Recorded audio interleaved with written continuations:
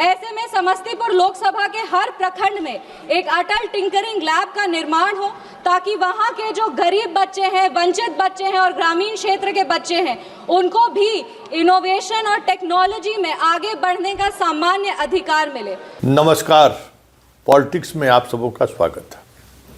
और आज हम पॉलिटिक्स में बात शांभवी चौधरी के पॉलिटिक्स की कर रहे हैं, बाप बेटी की पॉलिटिक्स की कर रहे हैं, क्योंकि दोनों का लहजा, पिता पुत्री का जो लहजा है ना, उस लहजे के सहारे राजनीति को समझ सकते हैं कि वो किस तरीके की राजनीति या किस राजनीतिक मिजाज के साथ वो बने रहना चाहते हैं।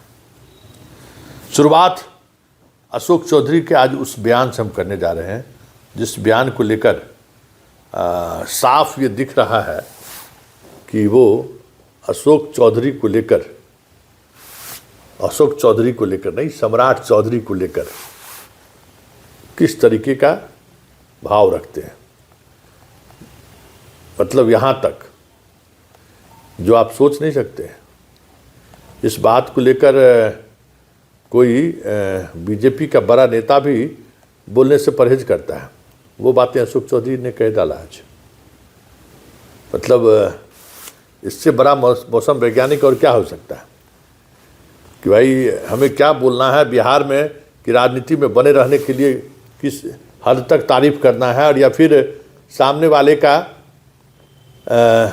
वाले से किस तरीके का रिश्ता है, ये कोई मौसम वैज्ञानिक ही समझ सकता है। तो ज़रा पहले अशोक चौधरी जो मौसम वैज्ञानिक हैं, पहले उनकी बात सुन लेते, फिर उनकी बेटी की भी बात सुनेंगे। तो पार्लियामेंट में आज उन्होंने जो कही है, बोल दी, और जिस तरीके से सच स्वीकार कर लिया है। भले वो सरकार के साथ खड़ी दिख रही हैं, लेकिन आज वो सरकार की कलई खोल दी कि बिहार को लेकर मोदी की सोच क्या है, बिहार को लेकर दूसरे विभाग के लोग का क्या नज़रिया है। मतलब कहते हैं ना कि बोलते बोलते वो बोल गई, और वो सच बोल गई जिस सच से समझा जा सकता है कि चुनावी जुमलेबाज लोग चुनाव के बाद क्या करेंगे। जो कहता विपक्ष आरोप लगाता है ना, चुनावी जुमलेबाज जो है ये कुछ सिर्फ बोलता है, तो वो बातें थोड़े दिनों के बाद समझ में आएगी। लेकिन वर्तमान स्थिति क्या है, यह समझने के लिए शांभवी के आज पार्लियामेंट में दी गई भाषण को जरा सुन के आप समझ सकते हैं। लेकिन शुरुआत हम अशोक चौधरी के उस बयान से सुनिए, जिसमें आपको लग जाएगा कि देखिए मौसम वैज्ञानिक सच में मौसम वैज्ञानिक है। और यही खासियत है कि लाख कुछ हो जाने के बावजूद भी, तमाम विपरीत परिस्थिति के बावजूद भी वो जनाब मंत्रिमंडल में शामिल है। सारे विधायक चुनाव के दौरान इनके इस डिपार्टमेंट से की वजह से जलील होते रहे। मुख्यमंत्री भी दूरी बनाते हुए दिखे, अभी भी बहुत नज़दीकी नहीं है, लेकिन मंत्री बनने की बात हुई तो चुपके से इनको फ़ोन पहुंच गया। कुछ तो बात होगी ना। तो क्या बात है अशोक चौधरी में, जरा इनकी भी सुनिए। देखिए किस तरीके से अपराध को लेकर जब बात हुई तो मीडिया वाले के सवालों का जवाब किस तरीके से देते हैं, ज़रा सुनिए, क्योंकि ये सुनना ज़रूरी है। और उसके आधार पर आप अशोक चौधरी के राजनीतिक मक्खनबाजी को समझ सकते हैं, जिसके सहारे वो अभी भी बिहार की राजनीति में बना हुआ है। सुनिए क्या कह रहे हैं अशोक चौधरी। है राजभवन का नाम, लेकिन लोक भवन के बाद आम जनता के लिए भी राजभवन ओपन होना चाहिए। सिर्फ नाम बदलने से कार्य प्रणाली नहीं बदलती है। अगर राजभवन का नाम लोक भवन किया गया, ये तो अच्छी शुरुआत है, लेकिन आम जनता को उपलब्धता भी होना चाहिए, सिर्फ नाम बदलने से नहीं होगा। सम्राट चौधरी को भाजपा बुलडोजर बाबा बता रही है, बुलडोजर एक्शन की तारीफ हो रही है। नीतीश मॉडल सही नहीं है क्या? बिहार में योगी मॉडल की बात हो रही है कि हर व्यक्ति का और हर नेता का अपना तरीका होता है, अपना अपना स्टाइल होता है। सम्राट जी का भी एक स्टाइल है, नौजवान आदमी है, लंबे समय से मैं उनको व्यक्तिगत रूप से जानता हूँ, तो वो भी अपने आप को अच्छी तरह से, जो यातायात में परेशानी हो रही है, पटना पूरी तरह से चौक रह रहा है, उस पर काम कर रहे हैं। जहाँ जहाँ इंक्रोचमेंट है वो तो खत्म होना ही नहीं चाहिए, इसमें खराबी क्या है? बुलडोजर योगी मॉडल से दिक्कत नहीं है आप लोगों को? अभी ये सम्राट जी का मॉडल काहे नहीं होगा, योगी जी का मॉडल होगा? क्यों सम्राट जी कम है क्या योगी जी से? चलिए सुन लिए, उस योगी मॉडल की को लेकर इन्होंने चुप्पी साधी है या फिर पलटवार किया है, जिस बुलडोज़र को लेकर पूरे बिहार में एक अलग तरीके की नैरेटिव मीडिया के द्वारा बनाई जा रही है, उस नैरेटिव को इसने खारिज करने की कोशिश की है। अब समझ जाइए कि कितने बड़े मौसम वैज्ञानिक। अब चलिए बात बेटी की भी कर देते हैं। ये तो पिता की बात की, अब पुत्री की भी बात कर लीजिए। आज सदन में वो भाषण देने का उनको मौका मिला, तो भाषण की शुरुआत वो किस अंदाज में की और फिर चलते चलते कौन सी ऐसी सच से सरकार को आईना दिखा दिया, जरा पहले इनकी बात को सुनिए। बिहार की बेटी होने के नाते हम आपको और इस पूरे सदन को बिहार की अकल्पनीय और ऐतिहासिक जीत की बधाई देते हैं। बिहार ने पूरे देश में ये स्थापित कर दिया है कि झूठ और नफरत की राजनीति पर विकास की राजनीति हमेशा भारी पड़ती है। सभापति महोदय, आज का जो विषय है वो बिहार के भविष्य से जुड़ा हुआ है। नीति आयोग ने अटल इनोवेशन मिशन के तहत पूरे देश में 10,000 अटल टिंकरिंग लैब्स बना करके शिक्षा के केंद्र में एक नई क्रांति लाने का आह्वान किया है। इसमें जो सबसे सराहनीय पहल है वो ये है कि 5,692 जो अटल टिंकरिंग लैब्स हैं वो ग्रामीण क्षेत्र में है। और एक महिला जनप्रतिनिधि होने के नाते हम हमारी वित्त मंत्री श्री निर्मला सीतारमण जी का हार्दिक आभार व्यक्त करेंगे कि 2025-26 के बजट में उन्होंने 50,000 ऐसे और अटल टिंकरिंग लैब्स खोलने की घोषणा की है। आपके संज्ञान में लाना चाहेंगे महोदया कि बिहार जो ज्ञान की धरती है वो अभी भी इस विषय में कहीं ना कहीं पिछड़ रही है। आंकड़ों के हिसाब से बिहार में बस 97 लैब्स हैं, जो वहां के विशाल छात्र आबादी के लिए अन्याय है। वहां के जितने भी सरकारी स्कूल के बच्चे हैं महोदया, उनके आंखों में सपने तो हैं पर संसाधन नहीं है।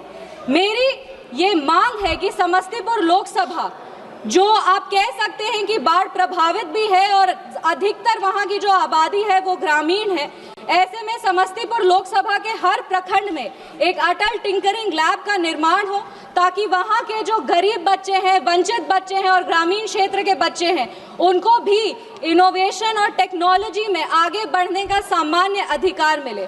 बहुत बहुत धन्यवाद। जय हिंद, जय बिहार। माननीय सदस्य डॉक्टर शिवाजी बड़प्पा जी।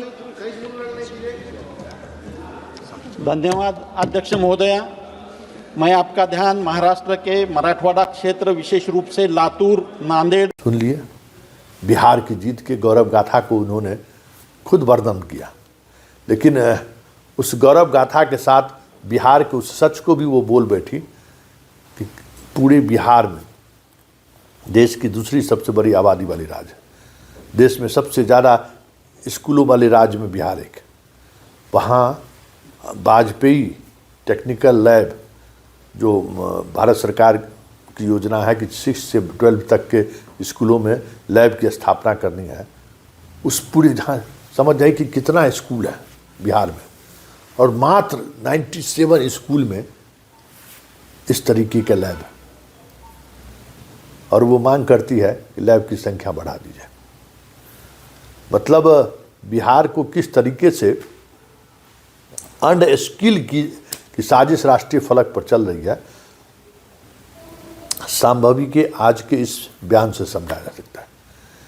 क्योंकि 6 से 12 तक में अगर लेबोरेटरी ना हो, 10th 12th के स्टूडेंट को लेबोरेटरी नहीं हो, तो फिर साइंस में उसकी पढ़ाई का मतलब क्या है। और आप समझ सकते हैं कि इतनी बड़ी आबादी, इतने बड़े छात्रों का बिहार, वहाँ 97 स्कूल में ही मात्र इस ये योजना चली है। 5,000 से अधिक स्कूलों में पूरे बिहार में है, पूरे देश में है, उसमें बिहार में 100 भी नहीं है। अब आप समझ लीजिए।